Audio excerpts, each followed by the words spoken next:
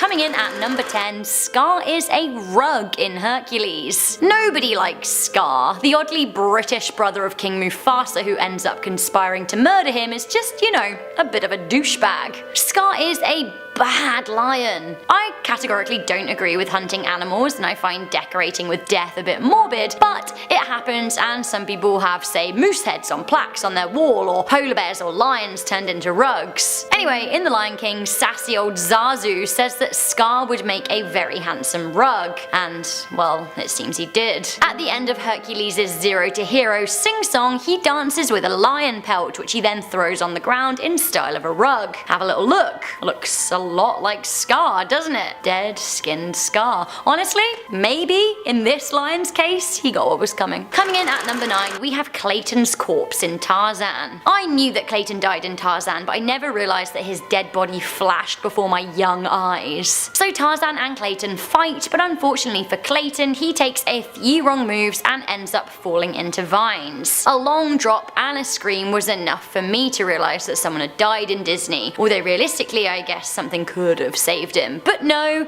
Disney makes it super clear without any of us realizing. If you look what happens when lightning flashes, you can see him hanging. Creepy and really scary. Coming in at number 6, we have the lemon party in Cars 2. I'm sorry, but what the lemon is going on here, Disney? If you haven't heard of the phrase lemon party, you must have missed out on our Things You Shouldn't Google series. Lemon party is most certainly a thing you shouldn't Google, and it is also one of those Reddit bro chat fist bump gross things that lads in their late 20s and early 30s like to discuss over sips of bottled beer in their San Francisco design studios. Too descriptive? Sure. Anyway, some cheeky animators made a reference to it in Disney's Cars 2. If you know what it was, you would know that actually referencing it isn't okay. It is so obvious that it's a lemon party too. There are an abundance of lemons and party hats, and it makes no sense in context of the story. I have never noticed this, but I'm pretty scared at number 5. We have Snow White getting groped by a handsy forest. As Snow White encounters the huntsman, she runs away into the woods, far into the forest. As a kid, I was under no doubt that the woods are a scary place to be, but it turns out I missed out on the fact that actually, they're even scarier than I thought. As she runs for a few seconds, the woods appear to be alive and hell-bent on groping the young princess. Seriously, have a look.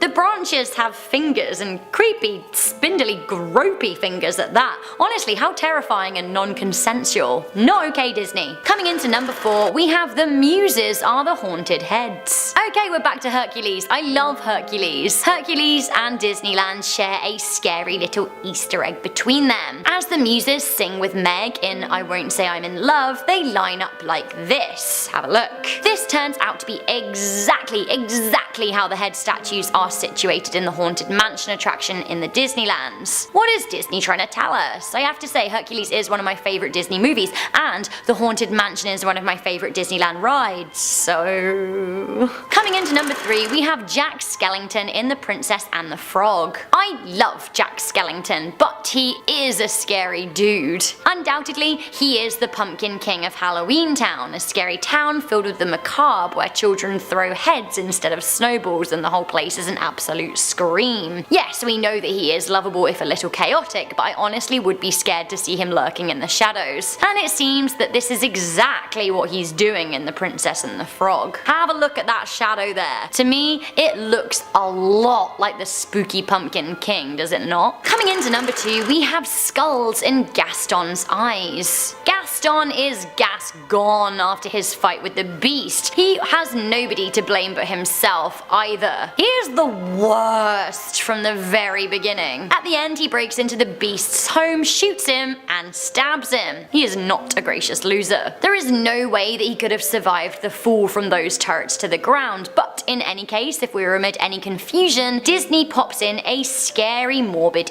Easter egg. That's right, for a few terrifying frames, we see skulls in Gaston's piercing blue eyes. What a way to tell the audience that he was doomed. Finally, coming into number 1, we have numerous Shining references in Toy Story. Have you guys ever seen The Shining? It is terrifying, but it is one of Stanley Kubrick's finest works. The story is about a man who goes mad, is haunted by ghosts, and tries to murder his whole family, and there's a whole bathtub thing that I think we'll just save for another day. Scary scary, sure, but film buffs tend to love Stanley Kubrick, and the Toy Story creators are no exception. The Shining is referenced throughout all of the Toy Story movies pretty heavily. The number 237, for example, the number of the spooky hotel room with the bathtub lady that we're not talking about, comes up all of the time in the movie, and that carpet there is the same carpet from the Overlook Hotel in the horror film. If placing nods to one of the scariest books and films of all time in a children's movie isn't a scary Easter egg, I honestly don't know what is. Coming in at number 10, Sid appears in Toy Story 3. Have you ever needed a terrifying lesson in what happens when nasty kids grow up? Well, look no further than Toy Story 3. In the early Toy Story narrative, Sid is Andy's insane neighbor who tortures toys and makes worrying Frankenstein-style hybrids. Sid is the main antagonist in the first Toy Story, and he's the only other person in the world that knows that toys are alive. So,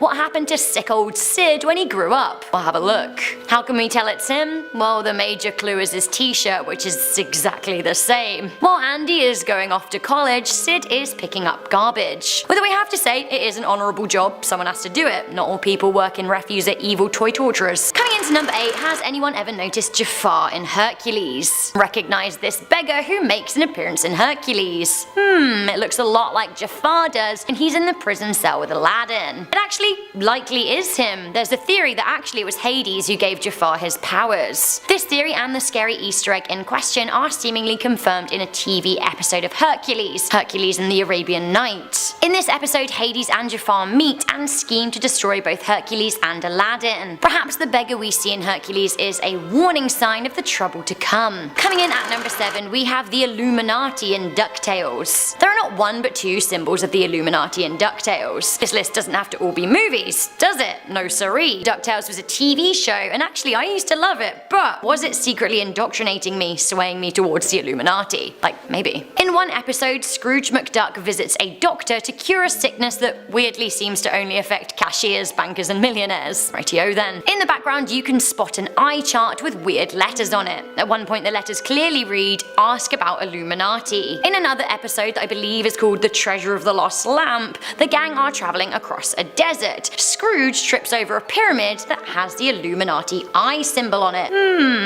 There were loads of rumours that Walt Disney was secretly a member of the Illuminati, so maybe this confirms it. Coming in at number 6, we have this spindle and spinning wheel in Tangled. Watch out, Rapunzel babe, 1 foot wrong around that spinning wheel in the background there, and not only will you be locked in a castle at the mercy of a mother witch, you also likely fall into a deep and terrible slumber. This spinning wheel in the background is a terrifying Easter egg that reminds us of the chaos of the 1959 movie Sleeping Beauty. Coming in at number 5, we have the Hans Wanted poster in Big Hero 6. Okay, I just want to say that I loved Big Hero 6. It was so good. It was really beautiful, but also really sad at the same time. Set in the fictional universe of San Francisco, but it is also linked to the world of Frozen, which is set some years in the past. There is a worrying Easter egg in Big Hero 6. There's a wanted poster for none other than murderous schemer and love rat Hans. But wait, what? Not only does that mean he's on the loose waiting to honey trap another major babe then break her heart, he's also clearly a time traveller, which makes him even worse. Just when you thought that you were safe, another poisonous male has joined the roster in the 21st century. Hip hip hooray. Coming into number 3, we have the tea set in Tarzan. What is that Turk is playing with, or should I say who? Maybe it's just a coincidence that this tea set looks a lot like the family of Mrs. Potts and Chip.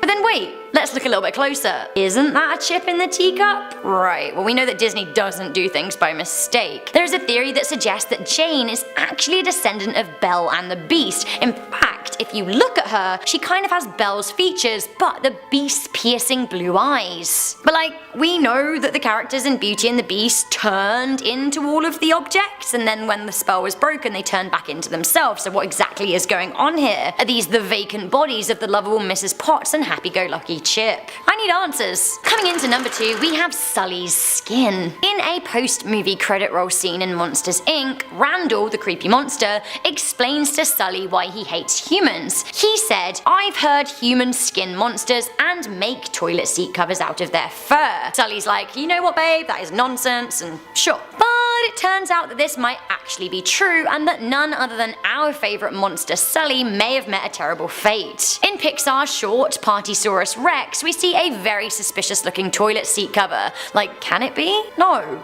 Surely not. Are things just like Randall said? Did Sully make a mistake in trusting humans? Is he now dead and all that is left of him is his fur? Say it isn't so. Finally, coming into number 1, we have the Pizza Planet van. The Pizza Planet van appears not only in the Toy Story movies, it can also be seen as an Easter egg in A Bug's Life, Monsters Inc., Finding Nemo, Ratatouille, WALL-E, Cars, Up, and Brave. That doesn't sound too scary, does it? Pizza van. Everyone likes pizza, including me. In fact, I definitely love pizza. But when you think about it, isn't it a little bit weird that the Pizza Planet van appears in so many different timelines? Brave is set in like the 1400s, long before pizza and cars, and then again in Monsters Inc., which is set during the next millennium. Well, it seems that the appearance of the Pizza Planet van in a multitude of different Disney movies is actually a symbol of the apocalypse. Now this ties into the whole wild Pixar theory, which suggests that all of Disney Pixar movies are interlinked and set in the same universe. The theory starts with Brave. A time loop is apparently created by a magic witch who disappears through a door. It later turns out in the theory that this witch is Boo from Monsters Inc. The timeline spans the 14th century right up to the 50th century with Monsters Inc. Now at one point, animals rise up and try and overthrow humans, but machines help the humans win. Sure. The whole thing culminates in the remaining humans being sent off to space in a ship called Axiom amid a worldwide takeover of the evil corporation BNL. Somehow, it all hinges on pizza, I think. Moving on, at number 8 we have Melted Olaf. Sadly, a lot of Disney characters don't have the happy ever after we thought they did. Next, let's take a look at Olaf from Frozen. He's such a fun and loving character, but sadly, he doesn't have the best ending. Sometime after Frozen, Olaf dies. He melts away. And his body can be seen in Moana. If you take a close look at the supplies Moana is carrying with her on her boat, you can see an oddly shaped carrot and a stick that looks like a hand. Looks exactly like Olaf's nose and hands. So Moana was using his nose as food and his arms as a possible fire starter for her mission. Well, that's dark.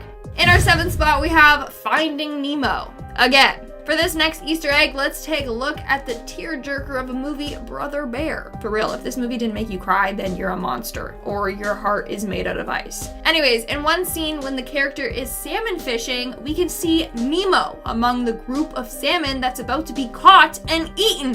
First off, how the hell did Nemo, a tropical fish, get so far north? Like, Marlin must be tired of looking for your ass. Anyways, what does this mean? Well, it means that Nemo, the little rascal, went out again and got lost somehow. And then he ended up as someone's meal. I doubt he made it out alive this time. Now, it turns out that at this time, Disney and Pixar were feuding, so that might be why this creepy little cameo was put into the film. In our 6th spot, we have Skinned Sully. Now, I love the movie Monsters Inc., so this one is pretty dark for all you fans out there. But Sully is dead. Yep, you heard me. He died sometime after Monsters Inc. was released. So in the film, Randall always mentions how bad humans are. At one point, he says that humans skin monsters and make toilet seat covers out of their fur. Sadly, this foreshadowed the fate of Sully. In a Toy Story short called Toy Story Toons, Partysaurus Rex, there's a scene where we see a kid taking a bubble bath. And it just so happens that in the bathroom on the toilet seat is a fuzzy Sully seat cover. So Randall was right. Humans do skin the monsters and turn them into toilet seat covers. Poor Sully, he ended up being skinned alive. I wonder what happened to Mike then. We're now at our 5th and halfway mark with Boo Went Crazy. This next Disney Easter egg is accompanied with a pretty dark and crazy theory, so buckle your seatbelts. In the movie Brave, in the witch's workshop, we can see a wood carving of Sully. Why would that be there? First off, Brave takes place hundreds of years before Monsters Inc. does. The witch and Sully didn't exist at the same time, but she drew him, meaning at some point in her life, she must have met him. Well, theory goes that this witch in Brave is Boo from Monsters Inc. I know it seems wild right now, but just hear me out. So Monsters Inc. takes place in the future when humans don't exist anymore. It's theorized that the monsters use the doors to go back in time to a child's house to then collect their energy. Meanwhile, in Brave, we see that the witch magically disappears when she goes through doorways. Just like the scarers from Monsters, Inc. do. So theory goes that Boo couldn't forget about Sully. She missed him so much that when she grew up, she figured out how to teleport through doors. She then teleports through these doors in an attempt to stumble across Sully again. It's just sad because she did not age well. And who's gonna tell her that Sully is a toilet seat cover? Not me. Coming in at number 4, we have The Shining Part 2. Toy Story isn't the only Disney movie to reference The Shining. The movie Coco does it too. And this is because the guy that added the Shining Easter eggs in Toy Story also worked on Coco. So in one scene, we see Dante, the dog, waking up from a nap. In the background, we see an axe stuck in a tree. We all didn't think much about it. We probably just missed it too. But the director said that the axe was modeled after one of the axes from The Shining. That's not the only reference though. In that same shot, right behind the axe, there is a red drum. The director said that this was a reference to Red Rum from The Shining, which we learned is murder backwards. You thought that was it? Think again. The Grady twins from The Shining also make an appearance. Yeah, you know those creepy little twin girls in blue dresses? They're in Coco. As Coco runs through Frida Kahlo's underworld art studio, we see a painting of the two twin girls. The director again confirmed this reference. So creepy. Yeah, let's put The Shining in a kids movie. Great. In our third spot, we have The Last Rex. Rex from Toy Story can be seen in the 2008 film WALL-E. In one scene, we see him in the back among WALL-E's collection of human junk. Now, if you think about this Easter egg is actually very depressing. Rex is all alone in a world that has been completely destroyed. All of his friends are dead. He's alone, isolated, and unloved. And as we know from all the Toy Story movies, loneliness really gets to these sentient toys. Rex is probably so anxious and depressed now.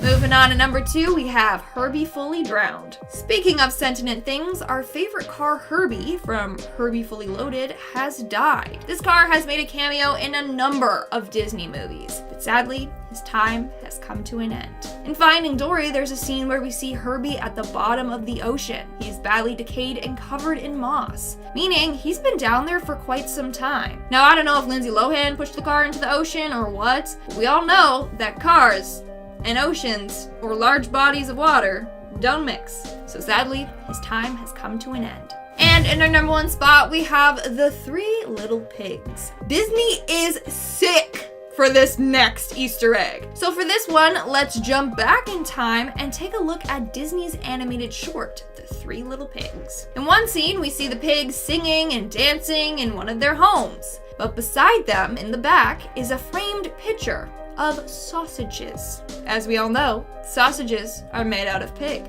To make matters worse, the frame is labeled as father. So their father got turned into sausages and then eaten. In another scene, we see another framed piece of meat. This time, it's like a ham leg or something, and it's also labeled as father.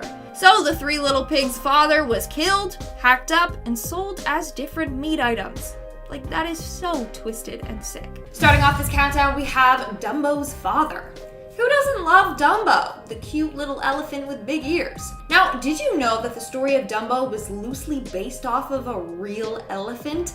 But in real life, the story is very dark and depressing, which makes this whole movie unsettling. So in the film, Dumbo's mom is Miss Jumbo. This is a reference to a real-life famous elephant named Jumbo, a male African bush elephant who was tortured his whole life and then killed. You know how we don't see Dumbo's father in the film? Well, that's because his father is the real-life Jumbo, meaning we don't see Dumbo's father because he's dead. Way to go, Disney. Way to ruin this movie for us. Moving on at number 9, we have the spinning wheel. Aurora from Sleeping Beauty isn't the only princess that has to look out for a dangerous spinning wheel. Rapunzel from Tangled has to as well. In one scene, we can see the spinning wheel in the background of Rapunzel's room. Hey, maybe her and Aurora are related somehow. I don't know, they just both have blonde hair. Anyways, why would this deadly spinning wheel be in her home? Maybe Maleficent is coming after her too. Or is Mother Gothel actually Maleficent in disguise? These are the hard-hitting questions, people. Coming in at number 8, we have the West Wing. I can no longer watch Beauty and the Beast the same after learning about this Easter egg. So obviously everything is alive in Beauty and the Beast. From the furniture to cutlery and dishes. They're all alive because of the witch's curse. Here's the thing. In the scene where Belle goes to the West Wing, we see the whole room is littered with broken furniture and torn paintings, etc. Remember, the furniture is alive, but this furniture isn't. Meaning, the Beast must have murdered a bunch of his servants or something like that. All those broken pieces of furniture, in reality, are dead people. So Belle literally stumbled upon a murder scene. Isn't that just peachy? Totally ruined the movie for me.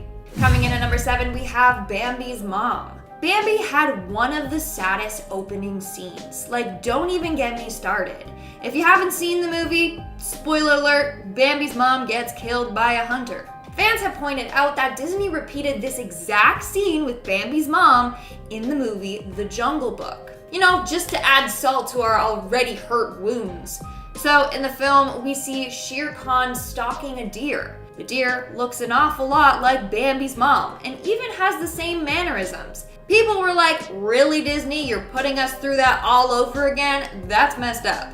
But honestly, it could have just been that they were lazy, so they used the same deer in animation to save time. They actually do that a lot. But either way, thanks Disney for that reminder. Moving on to number 6, we have the Lost Toy. One of our favorite heroes from Toy Story can be seen in Finding Nemo.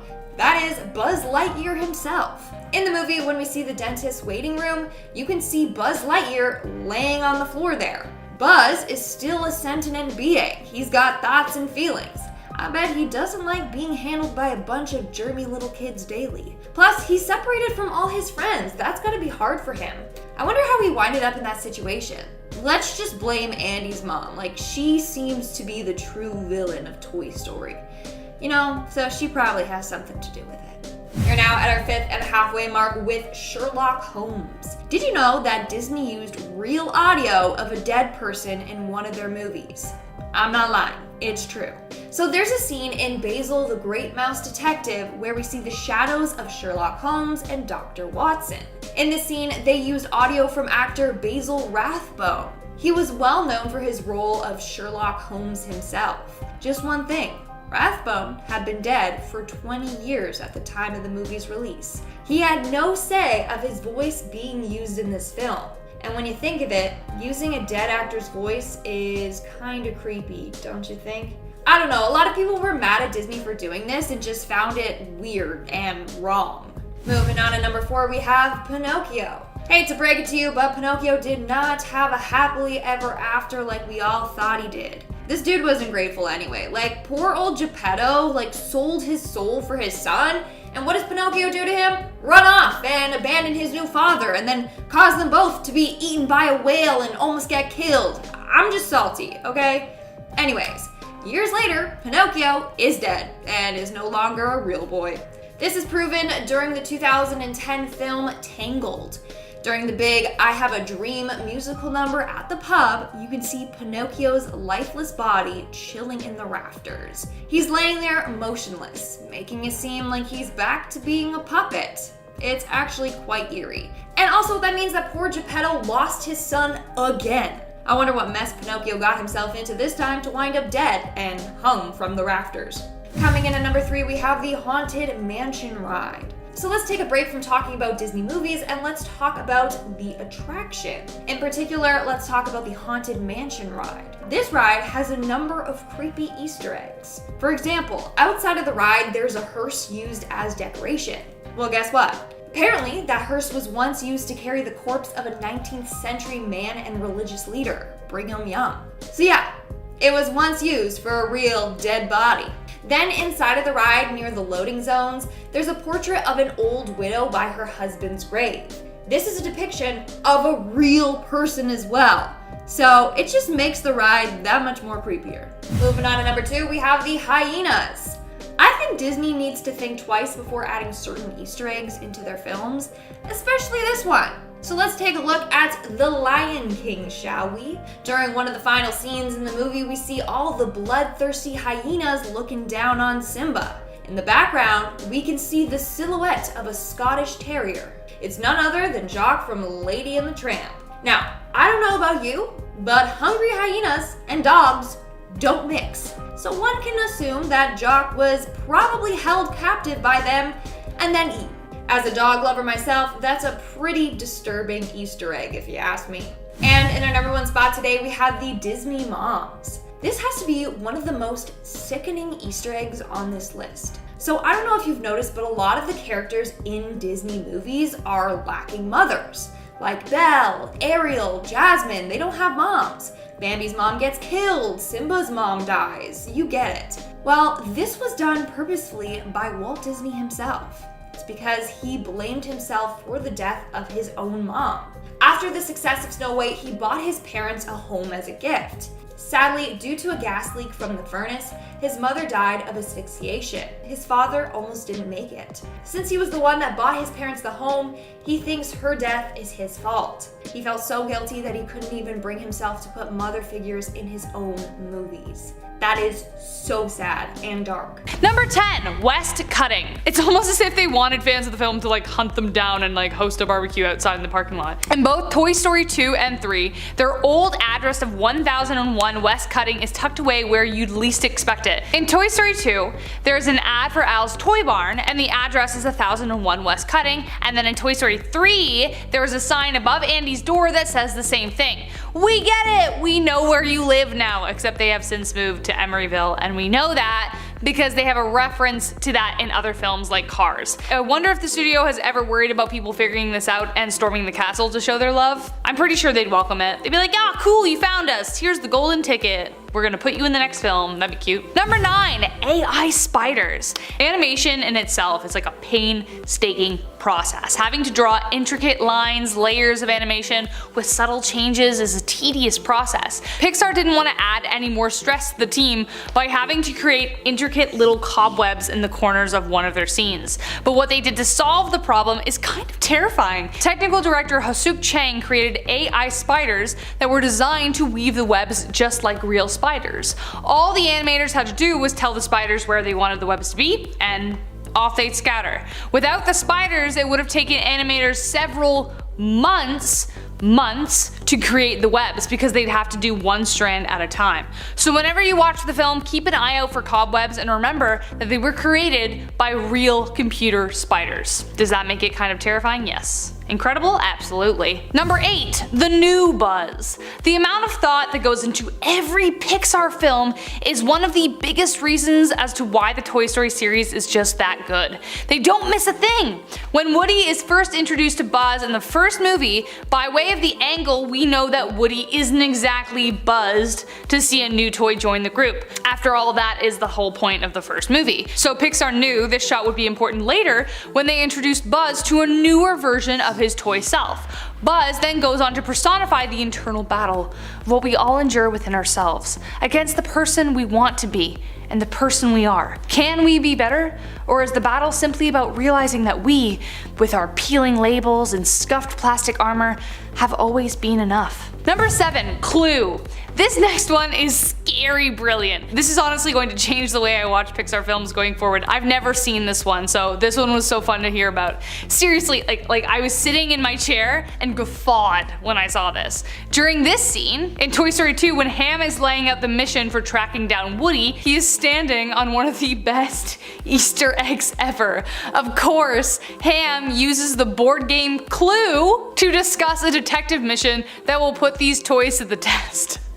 Imagine being in the writer's room for that. They must have had an entire team dedicated to coming up with iconic Easter eggs. I'm speechless. This is perfect. If you're curious and you have Disney Plus or you have the movie, the timestamp is 18 minutes and 31 seconds and you'll see it. Brilliant. Number 6, what happened to Sid? For anyone who was around when the first Toy Story came out, Toy Story 3 was an emotional journey, to say the least. It was supposed to be the last film, and believe me when I say there wasn't a dry eye in the audience. And then of course they made a 4th movie, so it was a little anticlimactic. Kind of. But I'm sure I wasn't the only one who was wondering what happened to Sid. Well, when the toys were accidentally tossed into the trash pile, Sid nearly becomes the terrifying antagonist again. He is indeed the garbage man! You can tell due to the nostalgic skull t-shirt he wore in the first film, he's wearing it again while he's like dancing out to beats while he's doing his job, having a great time. I'm glad he found success. Good for you, Sid, doing some good for your community. But looks like he just can't help nearly ruining the lives of these toys. Glad he never got away with it though. Number 5, Foreboding Future. Another really popular film in the Pixar realm is WALL-E, about a robot left behind after we humans destroyed the world. It's also a really cute love story and it makes my heart go, Despite WALL-E being adorable, it also depicts a terrifying image of our future. This next Easter egg hints at a darker future for our lovable Toy Story world. The batteries that fuel our beloved Buzz Lightyear are the same brand, the By and Large Corporation, which is the same company that created WALL-E. BNL created WALL-E to clean up planet Earth, and they also created the same batteries that fuel Buzz. It's a terrifying thought that among the trash WALL-E cleans up is one of our beloved toys. Forever without a home. Number 4, so many Andys. I honestly didn't think this one was true until I went back and watched it, and yeah, it's pretty terrifying. When the kids are arriving for Andy's birthday in the first movie, about 10 minutes in, you can't tell which one's Andy because they're all Andy. Every single one of them is Andy except for the one kid by the staircase in the blue hat. The rest of the kids are all like carbon copies of Andy. Short buzz cut hair, round-headed ball caps. Andy is the one with the Woody hat. But I guess in an effort to save some time, they decided to press copy paste and save time on editing. Is this some kind of nod to the fact that some kids just look the same when they are that age, or was it just a way to save time? Don't believe me? Time for a rewatch and check the scene at 10 minutes in. Number 3, Always Alive. The reason I think Toy Story is so successful is that as kids, toys are some of our best friends and we give them life. Whether during an hour playing Barbie or in 10 minutes before bedtime, they were alive to us. In the Toy Story films, the toys are sentient beings, meaning that while we look away, they move, feel, think just like we do. But when we play with them, they're just that, toys. That was the kind of rule the film established. But during the film, viewers notice a subtle breach in Woody. In one scene while Andy's playing with Woody, there are unexplained adjustments in his facial expressions, and we aren't sure why, which viewers found a little disturbing. Number 2, The Shining. One of the studio's core directors is Lee Unkrich, who has been involved with many of Pixar's heavy hitters including Monsters Inc., Finding Nemo, and Toy Story. He also happens to be a massive fan of The Shining, directed by Stanley Kubrick. He's even made a website dedicated to it, so it should be no surprise that he added in a few Easter eggs to pay respect to his favorite film. The most famous Easter egg is the carpet in Sid's house, which mirrors the carpet featured in the hallway of the film. I just watched The Shining for the first time this past winter, okay? There's lots of movies to catch up on. And I was extremely creeped out by Danny's imaginary friend, Mr. Tony. Well, Lee finally brought Mr. Tony to life, sort of, by making the janitor at Sunnyside Daycare Mr. Tony. And last but not least, if you are still with us guys, make sure to give us a like, comment, and subscribe and let us know what you think so far and drop in any hints of what you've seen in the past watching Toy Story. Let us know. Number 1, Lost Story. Did you know Toy Story 2 almost didn't happen because it got deleted? About a year before the final release of the film, they were looking back at the file directory, saw 40 files one second and then 4 the next. All hearts stopped in the office that day as 90% of their work was deleted and they didn't have a backup at the studio. Luckily, one of their employees was working from home after they had just given birth, so she had copies at home of the film so she could work. This blockbusting mistake was a result of a faulty code which they referenced in the film itself. RMRF was the code that caused the mass destruction of Toy Story 2, and they set it as the license plate on the car that takes away Bo Peep in Toy Story 4. So that was kind of confusing, but you get what I mean. Number 10, Reminders. Who is the most imitated character in the Monsters Inc. franchise? If you said Sully or Mike, you are vastly misinformed because it is obviously Roz, voiced by Bob Peterson, the slow-moving silent hero of the film who puts the fear of God into Mike when he doesn't remember to file his paperwork on time. I think we can all relate to Mike in that moment, but even more so when someone discovered these Easter eggs. In Mike's locker, there's not only one note, but several notes reminding Mike to file his paperwork before he leaves. Who hasn't set a dozen alarms, a dozen reminders for themselves to do the thing they always always forget to do, and still manage to forget to do it. I love how subtle this is and makes Mike even more of a relatable character, and it's kind of terrifying how much I relate to this moment, if I'm being honest. Number 9. 2319! We've got a 2319! This next one is so subtle, but when someone finally realized it, their TikTok post about it blew up. Whenever a Monsters Inc. fan hears the words 2319, your reactionary response might be to like duck and cover, or check for a white sock on the back of your shirt. Poor George has the worst time out of anybody in this movie for that very reason. But did you know that 2319 has a very clever meaning? TikTok user I Am Fire made the realization that the reason it's 2319 is because W is the 23rd letter of the alphabet and the 19th letter is S.